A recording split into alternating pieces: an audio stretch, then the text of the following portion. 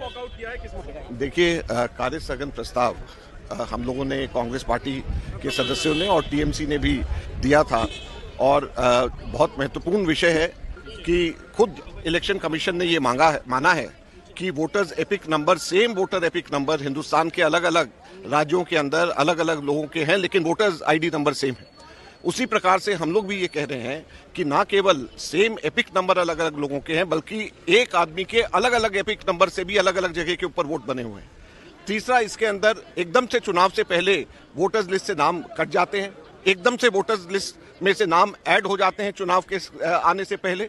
तो ये सारी की सारी चीजों के ऊपर चर्चा होनी चाहिए, क्योंकि ये लोकतंत्र के ऊपर एक बहुत बड़ा प्रश्न चिन्ह है।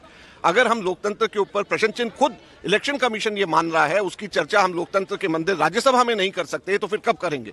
दुख की बात यह है कि इस विषय को भी, इतने महत्वपूर्ण विषय के ऊपर भी चर्चा करने से हमारे अध्यक्ष महोदय ने, सभापति महोदय ने राज्यसभा में मना कर दिया। इसलिए हम सबके सब लोगों ने वॉकआउट किया है और इस विषय को हम लोग उठाते रहेंगे। कांग्रेस की तरफ से ईगल ग्रुप बनाया गया है। हम लोगों ने लगातार, हम इलेक्शन कमीशन से बात कर रहे हैं। दुर्भाग्यवश इलेक्शन कमीशन के कान पे भी जू नहीं रेंग रही। हम लोग इस विषय को हम लोग उठाएंगे और लगातार इसके ऊपर हम आगे बढ़ते रहेंगे। चुनाव आयोग की सफाई आ चुकी है इस पर कि जो डुप्लीकेशन 3 महीना है, ये कोई फर्जीवाड़ा नहीं है। देखिए, ये जो है इलेक्शन कमीशन ने खुद ने सितंबर 2008 में कहा था कि एक व्यक्ति को एक ही वोटर्स आईडी मिलेगा, यूनिक आईडी मिलेगा। ये खुद इलेक्शन कमीशन ने 2008 में कहा था।